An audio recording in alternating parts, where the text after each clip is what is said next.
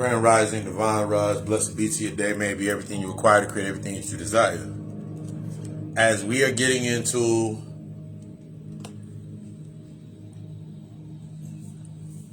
I wanted to talk about, as I organize my camera. All right, cool. That's where I want it. Cool. I wanted to tap into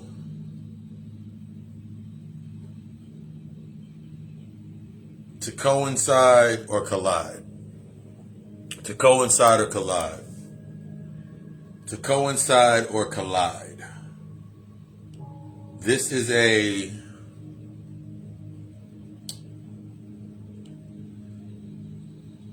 going into that understanding with ourselves. This week on the God Hour podcast, we got into that mirror. Got into that mirror, understanding the complex that everything outside of you is everything outside of you is every relationship, every bond that you have in your current state, they're all points to teach you something about yourself. So, to coincide or collide. To coincide is living in this state. I remember living in this state, always in this sense of silent competition, or looking for others to compete with me, or always wondering why people were trying to compete with me, or always wondering why I was always in these silent competitions, why I was always in the position of a silent competition, or people were trying to compete with me. And then I realized when I really did this internal work, I realized that you're not competing with anyone. You're not competing with anybody. You're not you're not competing with anyone. Your only competition has always been your trauma. Your only competition has always been your trauma. When we get stuck in this space of trying to build this world that coincides with our trauma, every event that ever happened in our life, we're trying to build something to coincide with our trauma, coincide with dealing with our trauma, basically trying to coincide with our trauma. And that becomes the reflection of what you see outside of yourself. Or are you going to collide and face your trauma head on? That means start dealing with those aspects. It made me really think about my work. It made me really think about my work ethic. It made me think about how I was working, how I was presenting myself, how I was presenting myself, what I was presenting myself to, and things of that nature. I started to realize that I was only ever competing with my trauma. Everything that I did up to a point until I really did my shadow work, I realized that I was only competing with my trauma. Everything that came into my space was giving me the energy or the reciprocation of competing with my trauma. I noticed this aspect because as I'm sitting here really thinking about the 2 times I was cheated on, the relationship's not going well, or whatever it was always based on expectation. So it was always based on acquiring something. But I was not willing to. So when I got cheated on and had to think about it, they were only reflecting of what I was not willing to become in order to acquire something. I was so worried about what I was acquiring.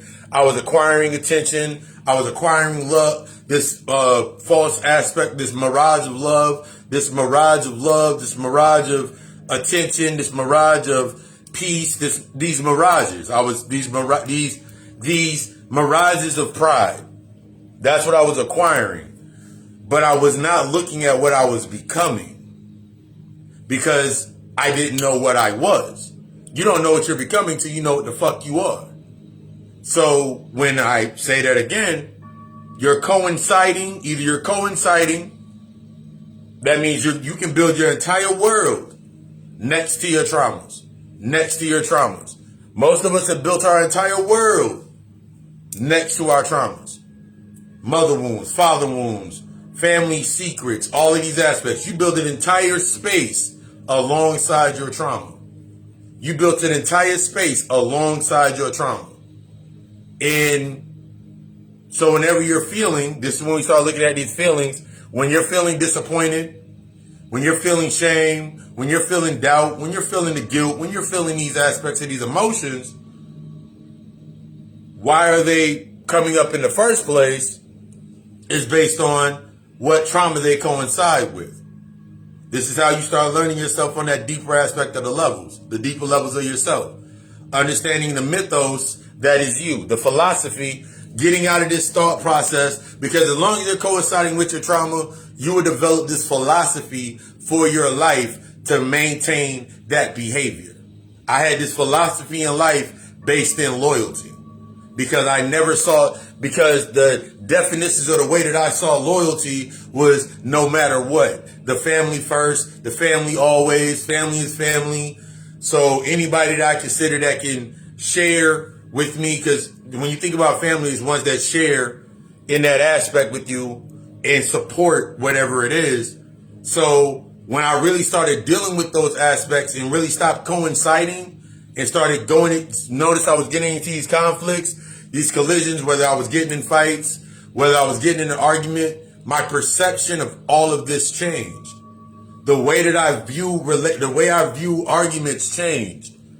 The way that I viewed a relationship changed. The way that I view my job changed. I used to be so mad when we've all been upset at our job for cutting our hours or they keeping people around. But then I'm looking at myself as like, when my perception changed on that aspect, I was like, why am I accepting this in my space? What about me outside of, I need money to I need money to keep my place. I need money to eat. I need money to keep my car. That's removing the byproduct. What keeps me in this space? What feeds me inside of this space? Because I was coinciding with my trauma. I could pretty much pinpoint at my job, every event that ever happened at my job, I can pretty much find the correspondence to what trauma wound and what trauma bond that it was within. From trying to, if I had a male boss, if I had a male manager that was in trying to competing with my trauma, trying to make them see me a certain way. And that became what decorated my space of, I'm a hard worker. I'm a hard worker. I do whatever is needed into that space. But the moment, this is one of the things that happened, the moment that I did not receive something or I did not acquire something, I had to find something to blame. It's not about what I'm acquiring anymore. It's about what I'm becoming. What am I willing to become to be within that space, to stay within that space? A lot of times when we get stuck in these mirages, this is what we got into in the podcast, this week's episode of the podcast, when we're thinking about these broken images, what am I willing to become to maintain myself into that space? If I'm not willing to become that, if I know that becoming that is not me, I know that it's truly not me, and I'm not looking at it based on a state of avoidance, because there's a lot of things that you're going to have to go through and become in that state of becoming to coming closer to your true self. So we get into this space with ourselves, and I broke this down in the podcast, I think like the last segment in the podcast. The more that even if you're thinking about running, I remember running away, avoiding, trying to run away, no matter where I ran. When I look back at no matter where I ran, no matter where I went to, no matter where I dipped off to, in that space, whether it was a person, a place, a thing, an idea, hell, even animals, there was always a sign that I needed to do something. No matter what space I went into, there was always a sign in every space that I went into. So in reality, I was never running anywhere because when I'm running based on avoidance, I'm running in comfort. So naturally, if I'm running in a circle, that barrier, that point where I'm in based on comfort, everything in that place is going to take me out of everything in that space is going to give me the door to stay within comfort, and it's going to give me the door to step out of my comfort zone. So a lot of times when I was running away from shit, at some point in time when I was in that space, I was unconsciously running, I was stepping out of my comfort zone. But when we do these things unconsciously, you don't realize that you did it, so you're going to have to repeat it. I was consciously aware. There's a difference between seeing and being aware. There's a big difference between seeing and being aware. Being aware is me being able to look into a space and be able to, without bias, without using the filter, depending on my traumatic filters, depending on the wound, to set the tone of why I wouldn't go into that space. So I can now, my perception is, I'm guiding my perception. When we're stuck in this point of seeing things and trying to see things, remember, whatever you see sees you back. So whatever you see sees you right back. So I remember seeing myself in positions and in spaces. See, when you're aware of it, your perception allows you to guide yourself. When you're stuck in seeing yourself in a situation, seeing yourself in a position, seeing yourself in a scenario, that's the emotional attachment. That's where that guilt, that's where that trigger of your guilt comes in. That's where that trigger of that neglect comes in. That's where that trigger of that anger comes in. That's when those triggers start to hit up, because you're seeing yourself in that space. That's a space that you have not yet learned of yourself. Remember, we're going between the differences. You sitting in a space and you're aware. Now you have to understand what you're aware of. Until you understand what you're aware of, you'll always see yourself in every position. That's when we look at everything. When you think about the mind control and the programming, the only way that it can instill and work is it's something already imprinted within inside of you. It's something that's already happened inside of your mind. It's something that's already went on. It's already happened. So when we think about things of the nature of, like, you talking about an agenda, the only way you can subscribe to there being an agenda is if there's something that you have not dealt with and you're not dealing with, to create your seeing this agenda, as opposed to you being aware of an agenda. See, me being aware of an agenda, oh, there's an agenda there. What does that really mean? What is that? It's just a distraction. But now I got to go deeper for myself. That's for myself. What is this distraction for? Most of the times when you're thinking about most of the times when things are happening to you and you're feeling some type of way, you're getting bothered, that was the only point of what happened. Think about if you ever got cheated on, and they say, and you ask them over and over and over again, why did they cheat? I only had one. Until I understood some shit with myself, I couldn't go back, because I'm going to tell that story time. I want to say about 2 weeks ago, one of my exes reached out. And they cheated. And we had a conversation, and it led to, you think we could ever do it again? And I was like, not even because where I'm at currently, but it was mainly, I was like, no, because I learned the lesson. I actually can thank you. Now that we're in this space, I actually can thank you for what you did. I can thank you for your betrayal. I can thank you for you cheating on me. She was like, wait, what? You thanking me for cheating on you? I was like, yeah. Because in reality, you weren't never cheating on me. You were cheating on something that I was not willing to become in order for you to keep acquiring what you were acquiring. So it showed me that I was only cheating myself out of trying to maintain what I was acquiring while not looking at what I was becoming. We went a little longer in the conversation, and she was like, damn.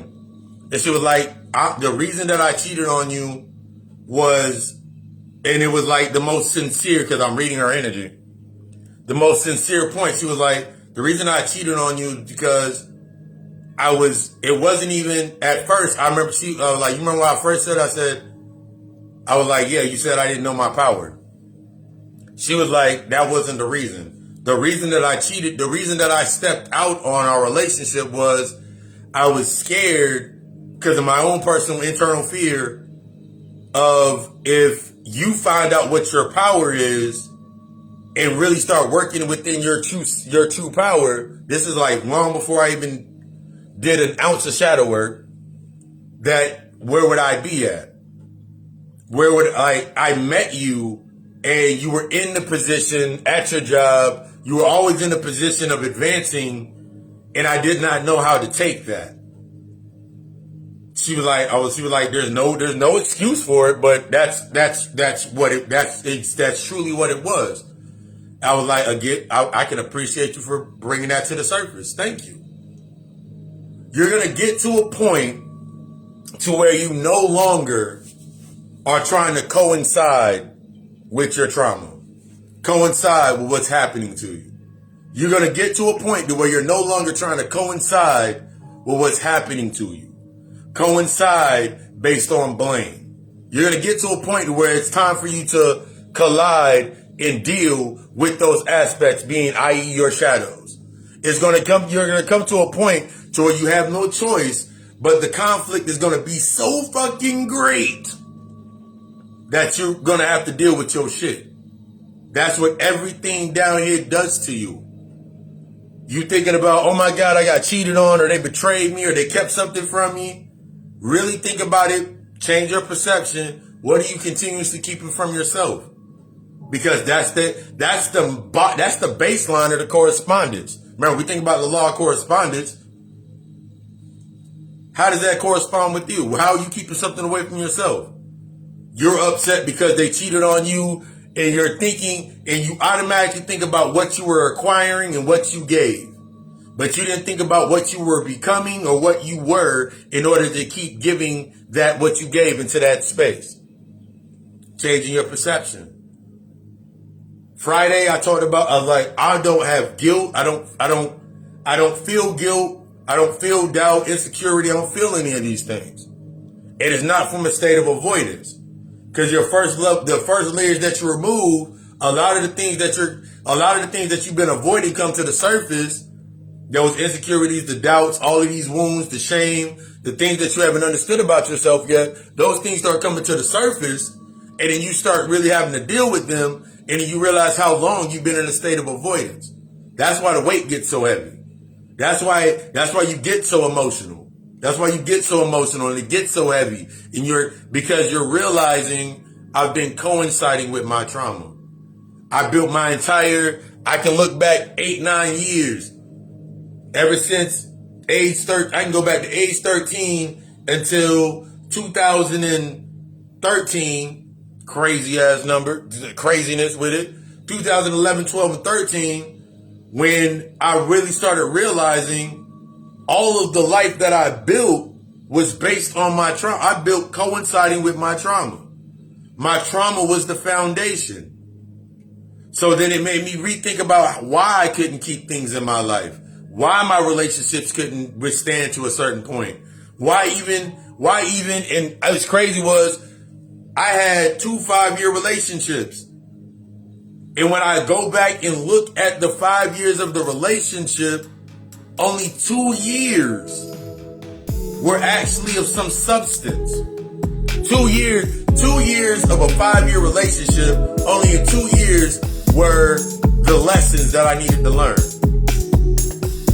Those 2 years were split up in between the 5 years.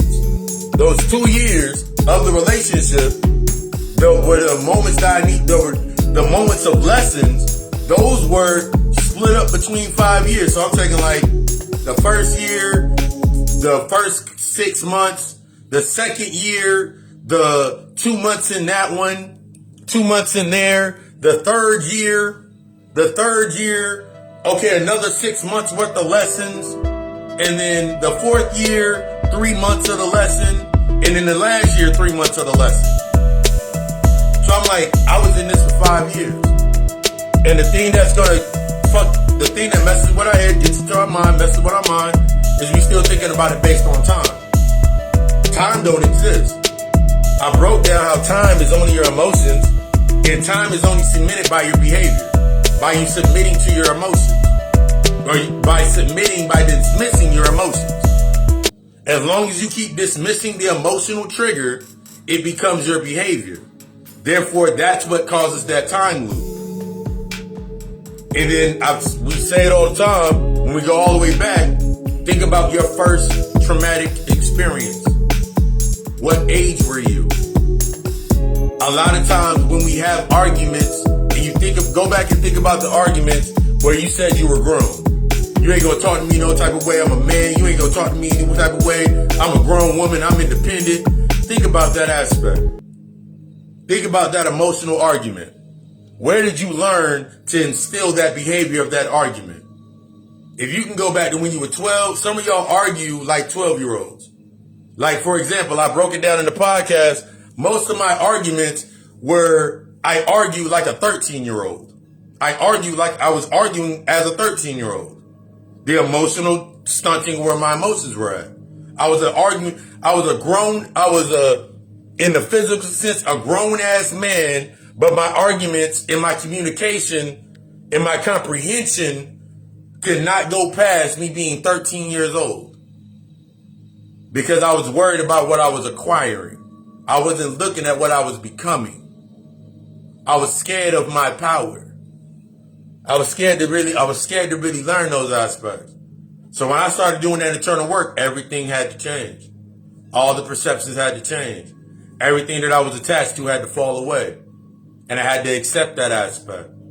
I had to stop coinciding with my trauma and start colliding with it. I had to start facing it.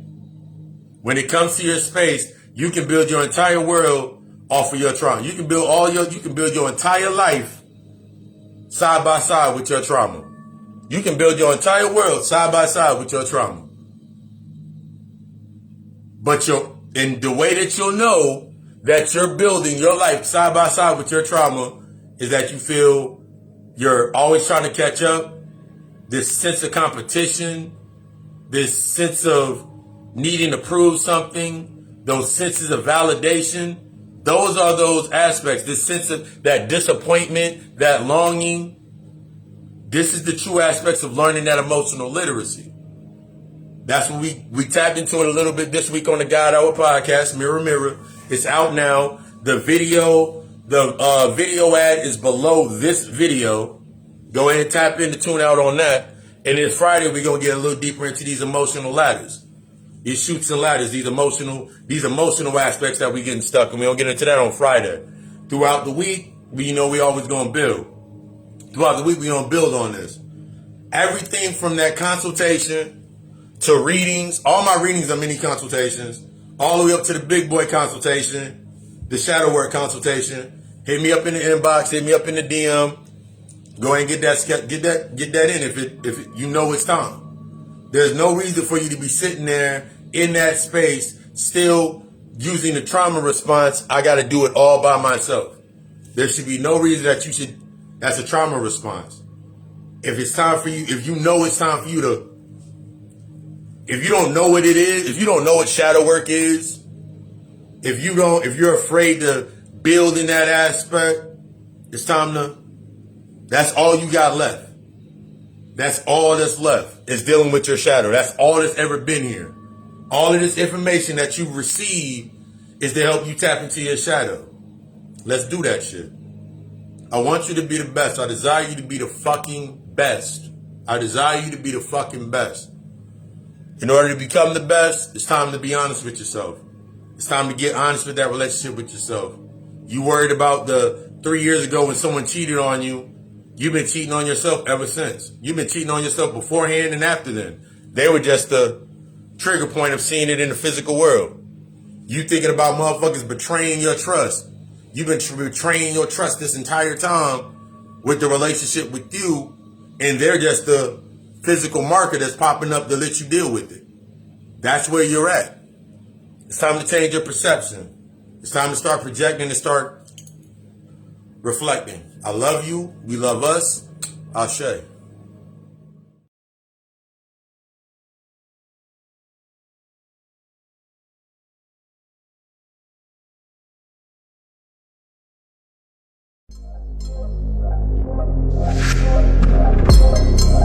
Lean in. All of your relationships reflect what you feel you deserve. Every single one of them. It's time to reevaluate. So many times we get used to using the physical / the material. We don't listen to what's being shown directly to us. The very reflections of our internal conflicts, often the closest is family and friends, are the hardest reflections to stand and evaluate ourselves.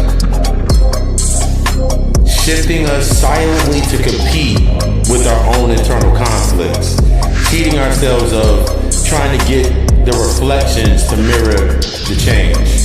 It's time to ask yourself, what is your plan? What is your purpose? Why am I afraid to face the mirrors into my darkness?